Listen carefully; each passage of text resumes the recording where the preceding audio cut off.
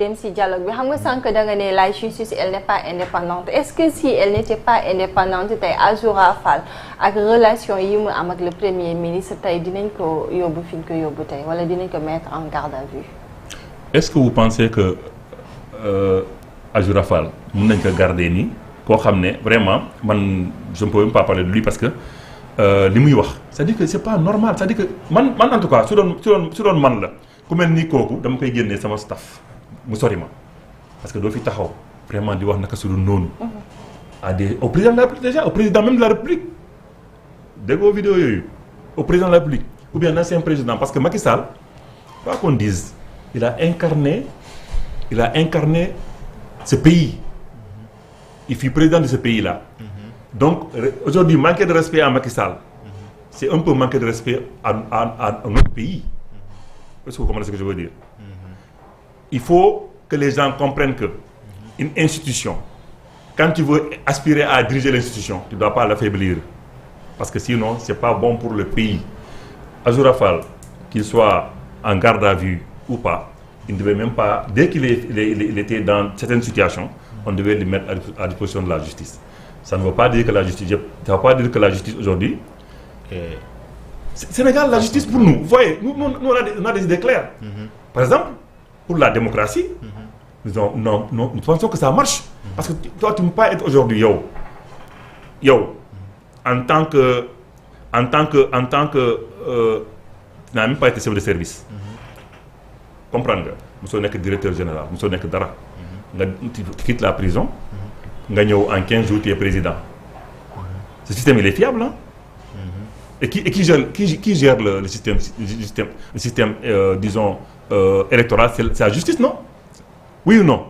La justice, on parle de que la justice n'est pas fiable, madame. On peut dire. Mais on ne peut pas dire aussi qu'il n'y a pas des juges parmi eux qui collaborent. Dans tous les pays du monde, c'est comme ça. Vous avez une justice qui est fiable. Vous pouvez aussi voir des gens qui collaborent. Et ça, c'est la vérité. Donc, aujourd'hui, qu'on arrive à appeler Azoura, on ne pouvait pas faire autrement. Ok léegi par rapport ak dialogue politique bi nga xamante ni njiitu réew bi woote na ko donte dégg nañ sa biir wax sànq yaa ngi wax nga ne sax ñoom waa Pastef lu ci gën a bëri seen ay kàddu dafay wóoroo ak seen ay jëf. loolu tax ba ñoom woote nañ dialogue politique ne dañoo bëgg a waxtaane li nga xamante moo nekk situation politique bu Sénégal.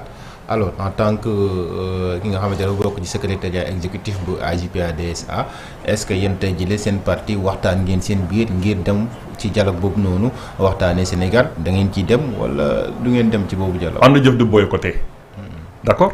Ça il faut que ce soit très clair ñun dañuy dem ci dialogue bi. ñun ànd jëf en tant que tel. li ñuy jàpp mooy que dañuy waxtaan c'est-à-dire que xam nga en fait même boo bañee. mais da ngay bokk ci waxtaan bi nga ne d'accord ma ci la. mais pourquoi on te dit oui nañ dem waxtaan nga ne non demuma mais ça c'est amul sens. pour ñun quand on dit dialogue. c'est sur ça parce que vous voyez la démocratie. est un gentleman agreement. c'est ça la vérité. il faut que les gens soient d'accord sur les grands sujets de l'heure pour que le pays puisse avancer pour que la démocratie puisse s'approfondir. vous savez ñun bi ñuy commencé élection. isoloir amuloon. isoloir amul encre bi c'était pas là. tu viens devant tout le chef de village et tout ça surtout ci àll bi da ngay dem tu trouves que y a tous les notables sont assis nga jël say bulletins boo jëlee bulletins yi nga bëgg a jël opposition borom dëkk bi ne ah bon nga donc c'était ça. mais c'est par ay waxtaan. ñoo tax ba aujourd'hui ñu am encre indélébile. ñu am isoloir. ñu am PV. ñu am ay CNI ainsi de suite.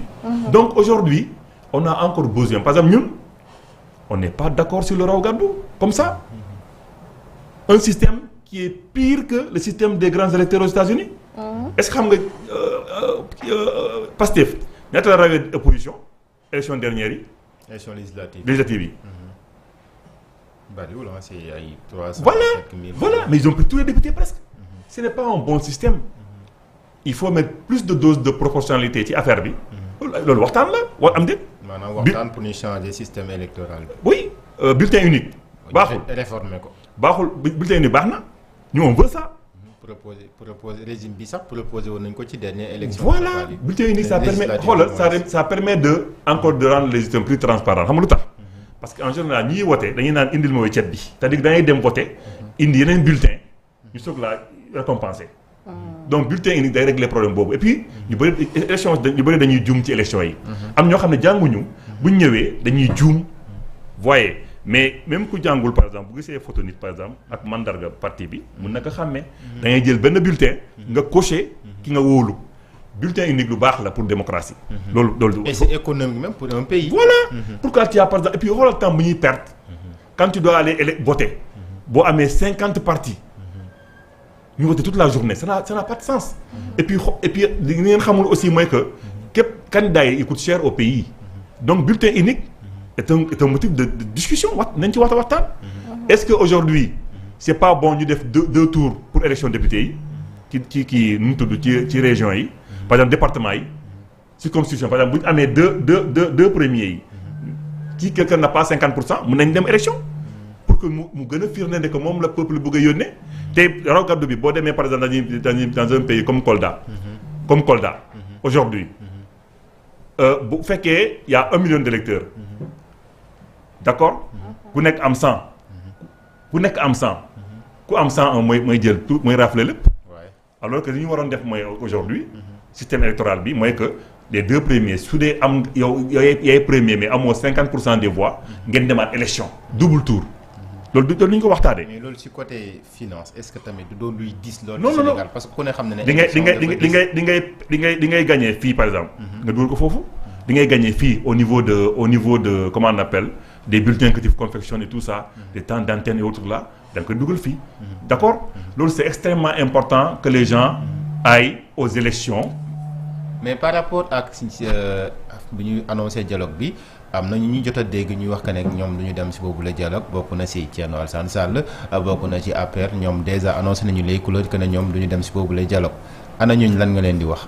non je dis ñooñu c'est des amis parce que nous sommes tous dans le FDR parce qu'il y a actuellement le Front pour la démocratie donc il faut aller discuter parce que aujourd'hui qu'est-ce qui va se passer ñu ngi jot xam président neewoon na fi je veux donner plus de force au premier ministre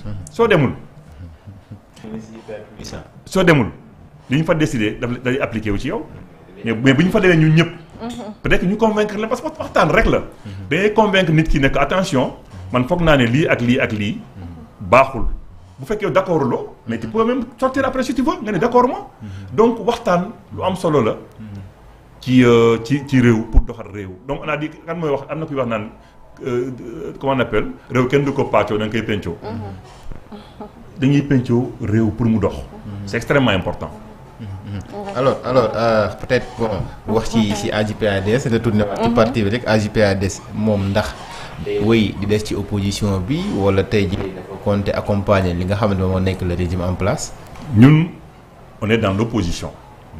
on nous a gagné hein. Ouais.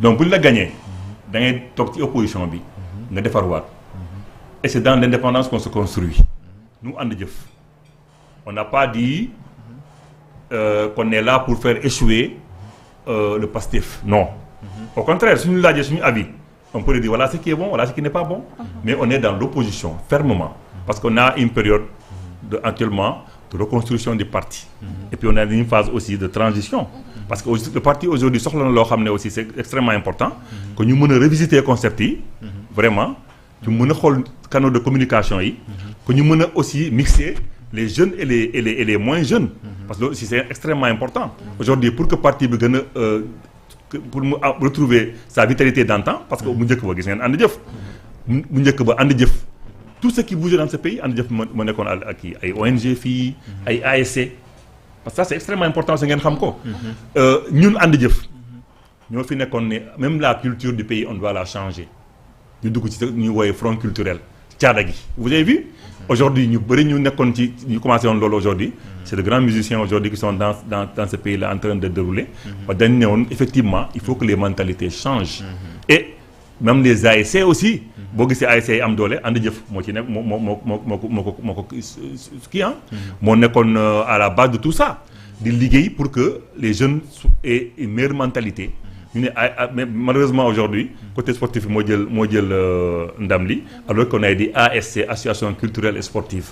Donc loolu am na ONG yi ak libération de la femme ak même la presse di ngeen di def tey aujourd'hui da ngeen di toog fii di waxtaan di am liberté parce que des gens des premiers compagnons de Landing Savané dañu taxaw xeex pour que la presse soit libre pour que les syndicats soient libres pour créer des systèmes de développement à la base autodéveloppement am ay ONG luy liggéey pour que askan wi mën a développer wu am boppam. D'accord docteur sànq yaa ngi naan vous êtes dans l'opposition alors le statut de l'opposition dafay poser problème jamono jii dans ce Sénégal parce que gis nañ ko on voit pas une opposition solide pour faire face au régime alors bu fekkente ne dañuy woote des concertations un dialogue national ñu ne loolu bokk na ci ponk yu ñu waxtaanee or que boycott bi mi ngi wulee ñaay de gauche à droite est-ce que ça serait vraiment facile wala ça opportun de régler ce problème? Alors, vous ne voyez pas une opposition contre le PASTEF, une opposition qui va peut-être sort, qui casse, qui fait... Non, mais il y a des marches, il y a des regroupements. Il y a le FDR qui est là, il y a autre chose. Il y a la CDS qui est là, qui est le regroupement des partis de gauche. Il y a aujourd'hui 9 partis de gauche qui sont en train de travailler régulièrement, qui se retrouvent, qui sont en train d'élaborer un programme pour proposer une alternative de gauche aux Sénégalais. Donc, opposition, peut-être que élection moo amul mais opposition am na et il y a des gens il y a des têtes qui émergent. mais parfois le chef de l'opposition ku nekk da koy xëcc ci côté. waaw mais loolu loi moo ko war a régler. am déet. waaw loolu laa la wax dama ne la tey bu fekkente ni loolu bokk na ci question yi ñu war a mën a aborder ci dialogue national bi or que ñi nga xamante ne ñoom lañ war a édifier tey nanguwuñu dem ça va poser problème. Oui mais du problème parce que aujourd'hui même bu fekkee nekkoo fi mën nañ jël ay décisions ça t'applique à toi c'est ça la vérité qu'est-ce qu'on veut faire parce que loolu aussi les gens ont beaucoup disons manœuvré pour ça dañ ne woon est-ce que c'est le premier aux élections présidentielles ou bien c'est le gars qui législatif est-ce que c'est ça donc loolu aussi dañ ko war a régler. Il y a beaucoup de questions aujourd'hui qui font qu'il faut qu'on aille aux élections pour moi ñu dem élection régler problème yooyu et puis ñu avancer parce que am na ko wax naa ko amuñu problème au niveau politique ah c'est vrai mais il faut toujours discuter parce que c'est ça xool quand on allait aux élections vous avez vu la roublardise la traîtrise avec laquelle le parti PASTEF a pris les autres partis c'est comme ça ils voulaient aller aux élections ils n'ont pas voulu nous faire comprendre la date ils ont attendu à la veille ainsi de suite on a dit oui il faut ouvrir ils n'ont pas voulu donc et puis xoolal dañu dem élection sans ouvrir la réinscription des gens qui sont arrivés qui ont été radiés ceux qui sont arrivés qui doivent voter actuellement tout ça c'est des choses sur lesquelles on doit discuter pour qu'il y ait vraiment peut-être bon puisque xam naa li ñu desee ci waxtu bëreetul te yéen itam yéen a ngi waajal activité bu am solo. suñu sargal bi voilà li ma bëgg a xam mooy